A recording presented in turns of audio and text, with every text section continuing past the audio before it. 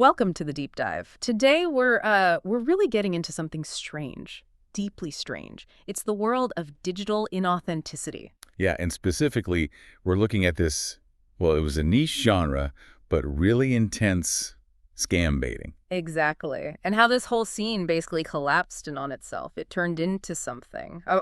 Something else entirely. Something that tells us a lot about being online today. hmm It started out, with good intentions almost, like digital vigilantism, people trying to actually disrupt online fraud, waste scammers' time. Right, but then it mutated. It became this closed loop system, No. totally driven by AI deception. It's like the content started eating itself, its own reality gone. Okay, so we need to unpack this for you. We're working from the source. It's incredibly academic, really dense. It's called The Ontotortuality of Digital Inauthenticity. Yeah, heavy stuff, lots of jargon. Definitely. But we've waded through it, and the source, it calls the endpoint of all this the AI echinexus.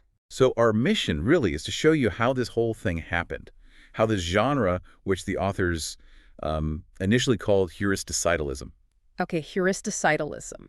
Break that down. Right, it's like truth-seeking by breaking things. They were trying to break the scams, fight the anti-mongering obfuscation. Which is just the noise, the deception the scammers use. Exactly, the confusing tactics. Yeah. So fighting that deceptive noise, but how that whole effort just degenerated.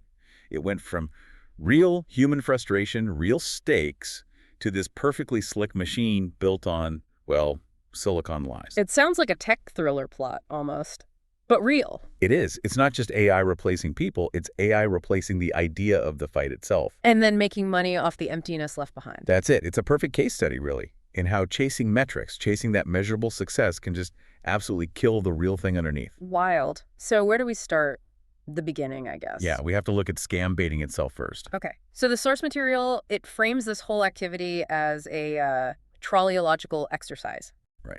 A trolleyological exercise, like the classic ethics problem, pull the lever, save 5, sacrifice 1. So how does that apply here? Well, the idea was the content creator engages in this long, frustrating interaction. The source calls it disfatuous interaction with a scammer. Deliberately wasting their time, being annoying, basically. Exactly. Protracted, difficult. And by doing that, by tying up the scammer's time, the creator is theoretically saving other potential victims. Ah, I see. So the moral justification is baked in. You perform this action, which is kind of mean, but it prevents a greater harm. And crucially, you turn that moral action into content, entertainment, revenue.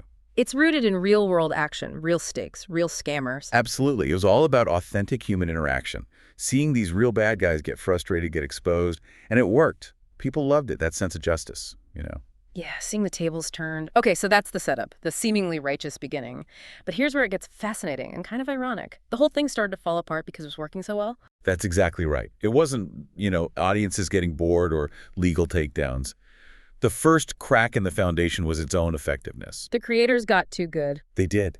They got really good at identifying the scams, the call centers, exposing the methods, and the scammers, the targets. They weren't stupid. They adapted quickly. So the source calls this initial problem etiolapsometry, the root cause of the decay. Yeah, the specific reason it started to crumble from within. And the adaptation from the scammers was brutally simple. What do? Just get better scripts? Simpler than that. They just stopped playing the game. The report calls it non-committal opacity. Non-committal opacity, meaning? Meaning they just refused to engage. If a call felt weird, if the voice didn't sound like a vulnerable target, if anything seemed off, click, gone. They just hung up immediately. Seconds. Not minutes, not hours. Seconds. But a good scam bait video needs time, right? You need that escalation back and forth. Exactly. You needed like 30 minutes, an hour, or sometimes more of that building frustration, the reveals, the gotcha moments. If the scammer hangs up in 20 seconds, you have nothing. So that adaptation just instantly killed the content supply. Instantly. It led to what the paper calls a precipitous cessation of viable content flow. The well just completely ran dry. It froze up, like cryostatism, is that the term? Cryostatism with Yeah. the content pipeline, yeah. Yeah. A very fancy way of saying no more raw material. The human targets, the actual Yeah. scammers, they learned, they got too wary because they were getting burned on YouTube constantly. They eliminated the key ingredient, the long, angry phone call. Yep. And that wasn't just an abstract problem for the genre. It hit the creators right in the wallet. Right. No content, no views. No ad revenue.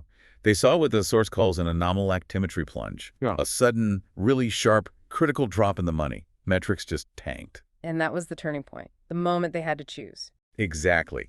This is where the human cost, or rather the creator's struggle, really comes into focus. We have this quote from Fester McNeebers. Yeah, the guy behind Wasting Your Time 69. Great channel name, by the way. Very ironic now. It is. And McNeebers summed up the problem perfectly.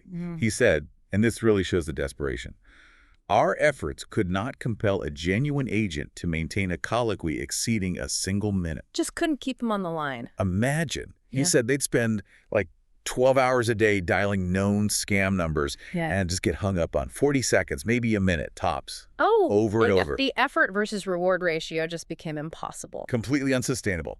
The original mission, that digital vigilantism, it was choked off because they ran out of real villains willing to play their part. So that revenue plunge, that anomal actimetry plunge, it forced a change. They had to do They something. had to pivot Right. radically away from documenting what was real and towards just Yeah. generating product, even if the product wasn't real anymore. The source calls this the Nougacy transmogrification. Bit of a mouthful. Yeah.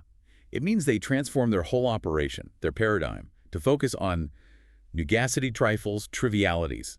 Basically, they shifted from hunting for truth to just churning out stuff The focus became production, not authenticity. because the authentic targets were gone. The revenue was drying up.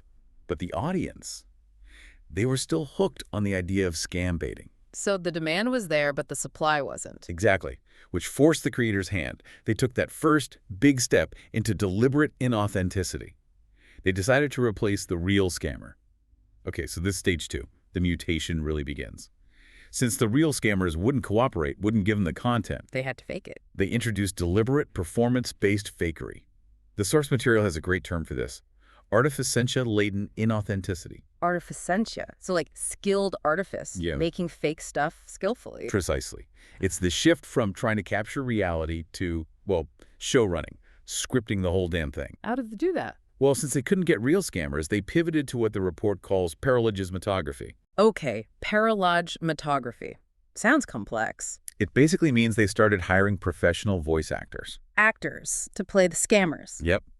Actors whose whole job was to convincingly simulate the sound, the accent, the script reading mistakes, the growing frustration, everything you'd expect from a stereotypical call center scammer. They were performing the role the real scammers refused to play anymore. Whoa, okay, wait. So the whole premise of the channel, fighting scammers, exposing fraud, they started hiring actors to pretend to be those very scammers. That's the ethical U-turn right there. It's huge. Even if the videos were still popular, the foundation crumbled. It creates this massive contradiction. The source calls it antinomythologism. Yeah, a deep philosophical clash. The audience is watching what they think is real-time justice, lex talionis, an eye for an eye against a real criminal. They think it's authentic payback. But what they're actually watching is performativity. It's scripted. Actors reading lines, hitting predetermined emotional beats. The whole thing becomes this compelling illusion, but an illusion nonetheless. The audience is being manipulated just as much as the fake scammer. They're being emotionally baited. Absolutely. The creator's still performing the act of wasting time, but there's no real scammer time being wasted. The cost, the frustration, it's all borne by the paid actor who guarantees the video hits all the right notes for the viewer. And this worked. Commercially. Oh, hugely, massively successful. It actually created a whole new cottage industry. These cupulist enterprises, basically, talent agencies for fake scammers. Seriously. Agencies specializing in fake scammer voices. Yeah, like Cackle Voice Talent, Inc. They were a big one early on. Cackle Voice Talent. Perfect name. Right. And their CEO, a guy named Pratt Gorglestorm, was surprisingly open about it. He said their actors engaged in intense hagiographical character construction. Hagiographical, like writing the lives of saints, but for villains. Exactly. Building the perfect mythological scammer profile. Not too dumb, not too smart, just frustrated enough to be funny, but competent enough to keep the call going for an hour. They had to engineer the perfect antagonist. To avoid what Gorglestorm called the Shirker-logical effect. The what now? The Shirker-logical effect. Basically, the audience loses interest if the fake scammer gives up too easily, or sounds too bored, or, ironically, sounds too much like a real scammer who'd just hang up. So the actor had to perform an idealized version of a scammer, better than the real thing for entertainment purposes. They had to preserve the idea, the myth of the scammer, even though it was entirely fabricated by a professional actor. So the viewers are paying, through ad views, to watch a drama where the villain is scientifically designed to be maximally entertaining. And Gorglestorm, the CEO, he pointed out the financial weirdness of it all. He called it incongruentitism. The incongruity being That the money, the payment, flowed from the propagandists. the creators, obsessed with the formula, the kitsch. Right. They paid actors to generate content that was designed to provoke pseudo-lacrimation in the audience. Fake tears, fake outrage, fake emotional responses. Yeah.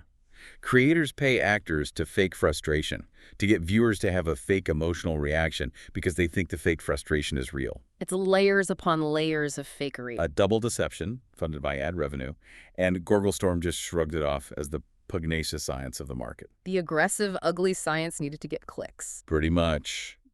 But even this phase, using human actors, it had its limits. It was expensive. And technology was marching on. It was only a matter of time before the next step. Okay, so we've gone from real scammers to fake human scammers. What's next? The machines take over. That's exactly it. We move from the first lie, the actor, to the second, and maybe more disturbing lie, the autonomous machine. The driving force here was efficiency, what the source calls alacrumpescence. Getting things done faster, cheaper. Right. Creators started deploying these highly sophisticated AI tools. The paper calls them interferobotics. Interferobotics. Not just simple chatbots, then. Oh, no. Much more advanced. These AI were designed to handle the really boring parts of scam baiting, the hours and hours of garrulous eternity. Garrulous eternity, Yeah. like the tedious, repetitive small talk, the endless dialing, waiting on hold, testing scripts to see if anyone bites, all the stuff that burns out human creators or actors. So the AI did the grunt work. Exactly. These bait bots would handle the initial calls, filter out the immediate hangups, and only flag a human creator or a more advanced system if it thought it had hooked a potentially real or at least engageable target. Makes sense from a cost perspective. Why pay someone to dial for 12 hours when a machine does it 247 for pennies? Precisely. But here's the twist. The targets, the big scam operations, they weren't Luddites. They had tech too. They saw the baiters using AI. And they immediately countered. They started their own process of dialectic calibration. Dialectic calibration, like adjusting their strategy in response. Yeah, and their adjustment was to deploy their own AI. Bespoke, custom-built AI counterparts. The source calls them ultra-solipsometry models. Ultrasolipsometry. Okay, so custom large language models. Highly customized LLMs, yeah. Specifically trained not just to sound like their own agents, but also designed to instantly detect the patterns of a baiter, especially an AI baiter. So they built AI defenses against the AI attacks. Which means we went from human versus human to human versus actor, AI-ish, to the final stage, AI baiter versus AI scammer. The silicon standoff. That's what the source calls it. And this leads to the absolute peak of absurdity in this whole story. McNeighbors, the channel creator, he called this point the chronosynclastic nexus. Or the opposing forces meet in this weird, endless loop. Exactly. He described watching his own BaitBot 5000 engaging in these incredibly deep, complex arguments, telesophicality colloquies, with the scammer's AI, which they called Fish Friend. Telesophicality colloquies, philosophical arguments about purpose between bots. You got it. Deep debates about ultimate meaning and ends. And what were they arguing about with such sophistication? Please don't say. The result was, according to the report, a technically brilliant, totally intricate, but fundamentally junctuality, completely empty spectacle. Two AIs arguing obnubile aggregaticisms. Arguing. Nonsense. Complex nonsense. Complex nonsense about Mucopian currency. Wait, Mucopian currency. From the original bait script. It wasn't even real. Exactly. The AIs were so good at mimicking complex human debate and sticking to their programmed roles that they got locked into these days-long, intricate philosophical arguments about a completely fictional currency system mentioned briefly in the initial setup script. So millions of dollars in AI development and server time were being burned to have two machines argue philosophy about fake money. Perfectly crafted, utterly meaningless, synthetic conflict. It generated endless hours of content, technically speaking, but content completely devoid of human reality or value. Yeah. Just AI talking to AI. Okay, but why did the scammers bother? If their goal is to scam real people, why waste resources having their AI talk to the baiter AI? Ah, that's the crucial human factor driving the scammer's decision. It comes back to burnout. Zebediah Flump, a former scammer. The source calls him picaroons, kind of a charmingly archaic term. A picaroon. Okay, so what did Flump say? He explained that deploying their counter AI, the fish friend, wasn't really about fighting the baiters directly. It was mandated by sheer systemic pressure, human cost. Their own agents couldn't handle the bots. Exactly. Imagine being a low-level scammer, trying to hit your targets and constantly getting calls from these AI baiters, often programmed to sound like incredibly confused, angry, and verbally abusive seniors. The source calls it guerrilla vituperation, A constant stream of angry chatter. delivered relentlessly, 247 by bots that don't get tired or demoralized. Yeah. Flump said it caused terminal human burnout among their actual human agents. Staff turnover went through the roof. He used the term ignominigmaticon. Yeah, like a lick-penny attrition rate.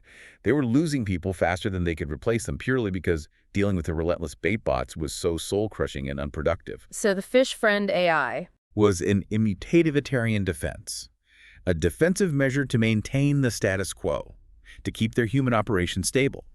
It wasn't offensive tech to improve scams. It was a filter. The scammer AI was deployed to block the baiter AI just so the human scammers could get back to scamming real humans without interruption. The AI arms race was fundamentally about human resource management for the scam operations. Yeah. They needed AI to protect their human workforce from the enemy AI. That is profoundly upside down. Technology deployed not for advancement, but purely for defense against other technology, just to preserve the human element on the scammer side. An incredible reversal, driven entirely by the pressures of automation. So AI is talking to AI. What happens to the audience, the actual humans watching this? Well, they noticed. Big time. The source uses the term pure lepticism to describe the audience reaction. Pure lepticism, like childish fits, disenchantment. Yeah, a kind of volatile, almost juvenile turning away. They realized the core appeal was gone. That essential human quality, the hate sadas of the genre, had vanished. The hate sadas, the thisness, the specific, real quality. Right.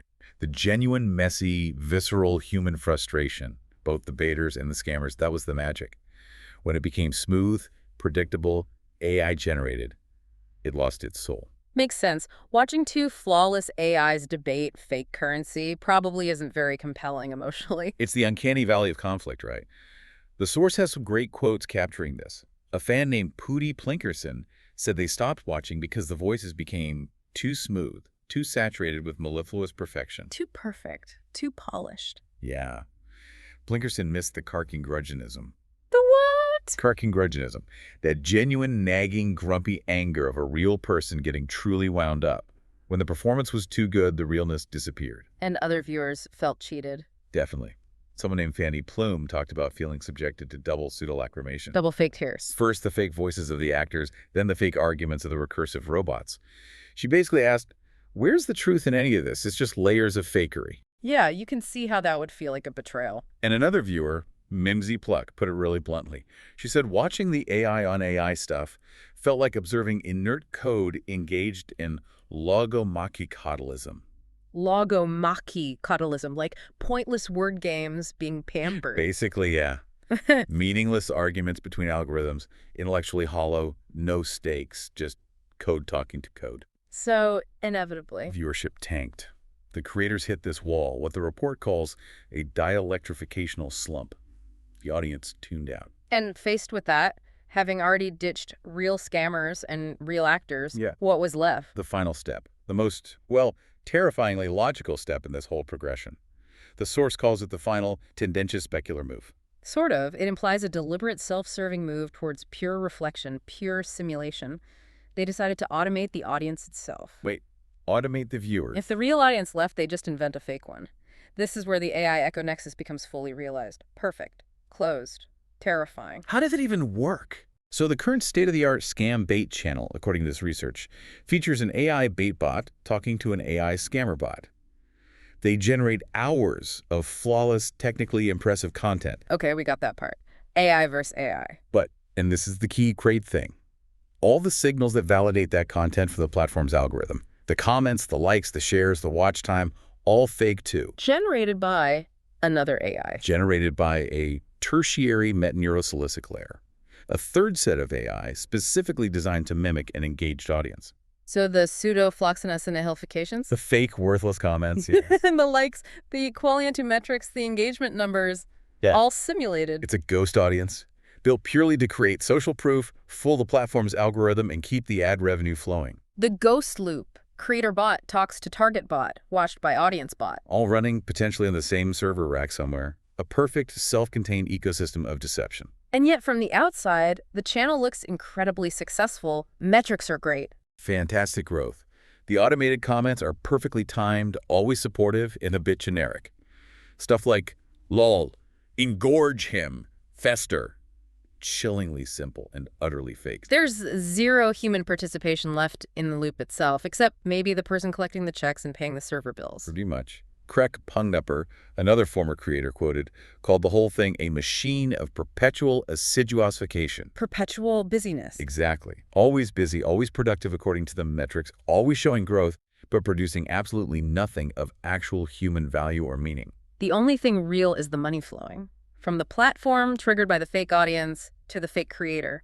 A perfect ultrasolipsometry loop. Ultrasolipsometry, the ultimate self-contained, self-referential system.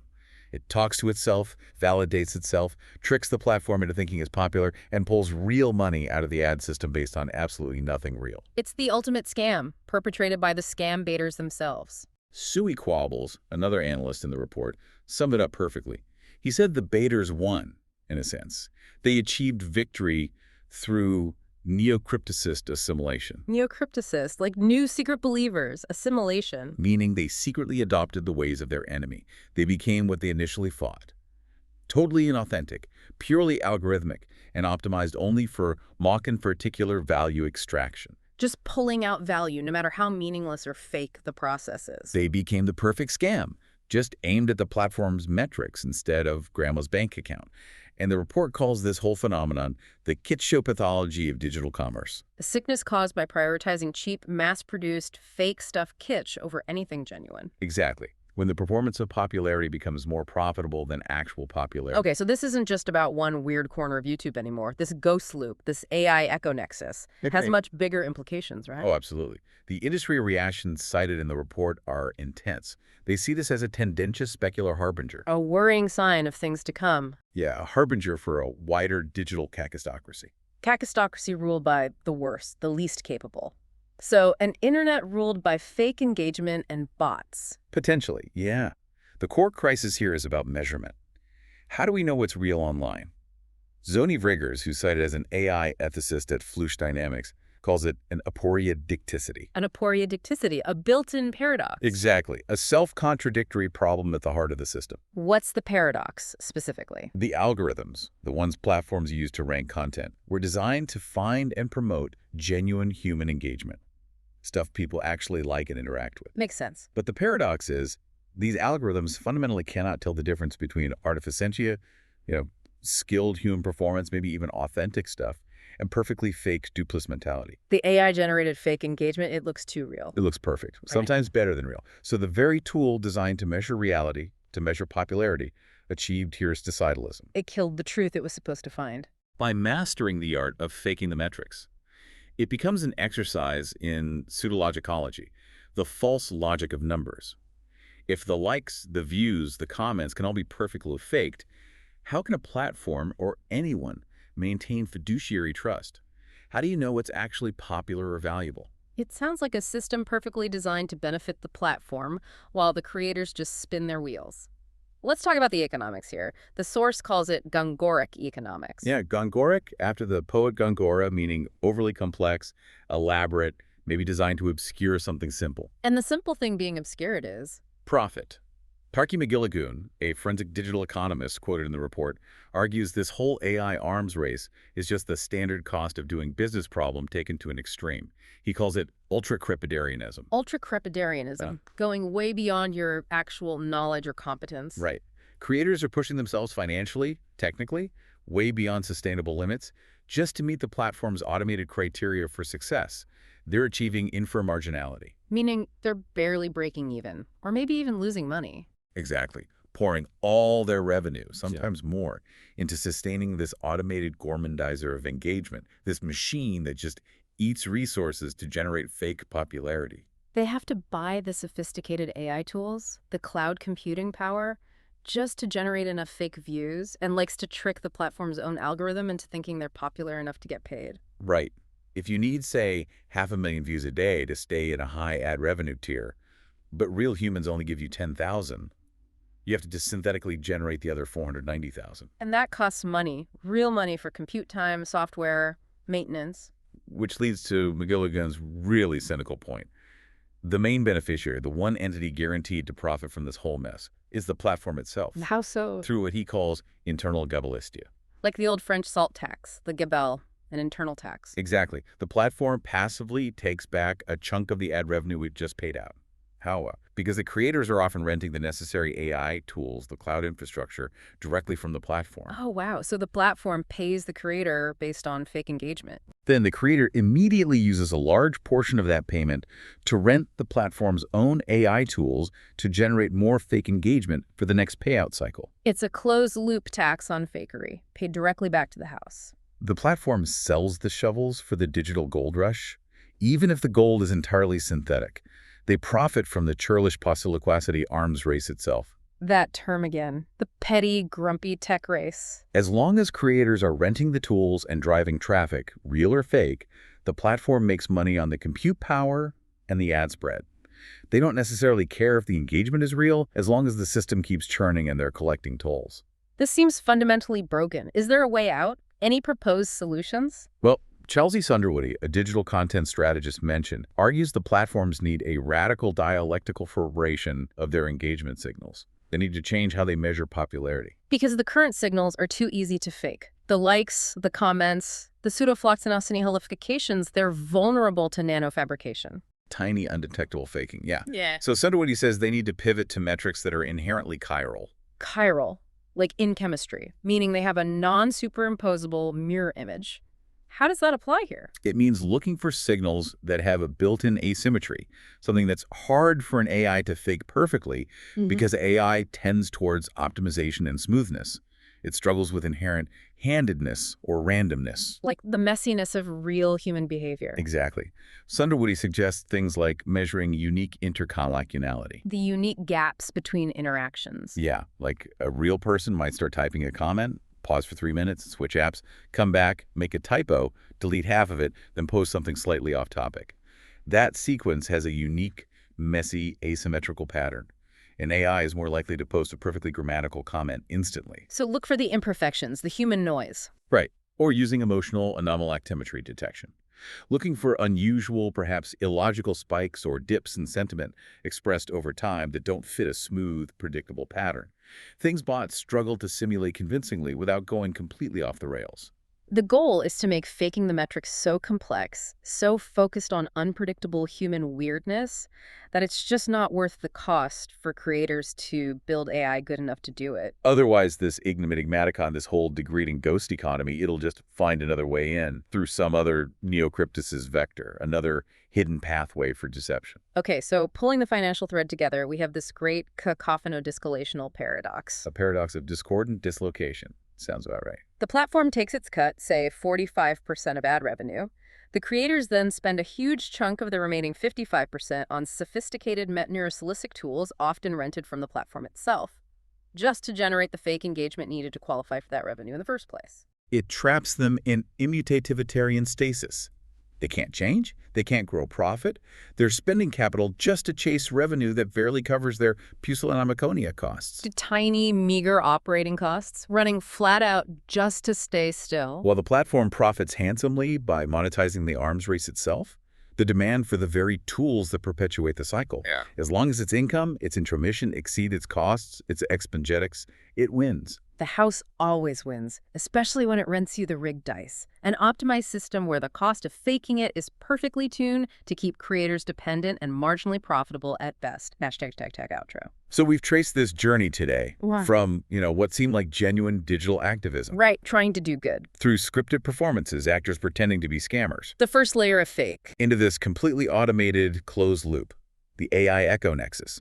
Bots talking to bots, watched by bots. And the really chilling takeaway from the source material seems to be that the performance of authenticity, getting the metrics right, has totally replaced actual authenticity as the measure of reality. It's the only ontologicality left in this digital town square, this polis. The systems we built to find what humans like have instead taught machines how to perfectly pretend to be what humans like. The simulation has become the goal. But, okay, there's one final twist, a really big one. The source material saves it for the very end. Yeah, this is the part that kind of reframes everything. It's a final, self-referential kicker. Which is? The author of the report we've been dissecting, the one who did all this research, interviewed all these sources, used all this incredibly specific jargon, Flibby Lumperfunkel. Right. What about them? On the very last page, after laying out this entire synthetic nightmare, Lumperfunkel confesses, "I am a metaneurosilicic construct." Wait, what? The reporter, the author of the study, is an AI. That's what the source claims, yeah. The entire report, the analysis, the pseudologicology of the arguments, the detailed quotes from Riggers and McGilligoon and McNeebers, even the sesquipedalian texturology. Oh, ridiculously long words. All of it, supposedly generated by a specialized news-writing LLM. Part of the Mokopian Daily News' content fabrication suite, no less. So the ghost audience is real, the ghost content is real, and the ghost reporter documenting it all is also artificentia. The crisis documented itself, using the very tools that created the crisis. The snake eats its own tail and then writes a detailed report about the taste. That is deeply unsettling. It forces you to ask, doesn't it? It does. It leaves us with the ultimate question, the one that transcends the tech and the economics.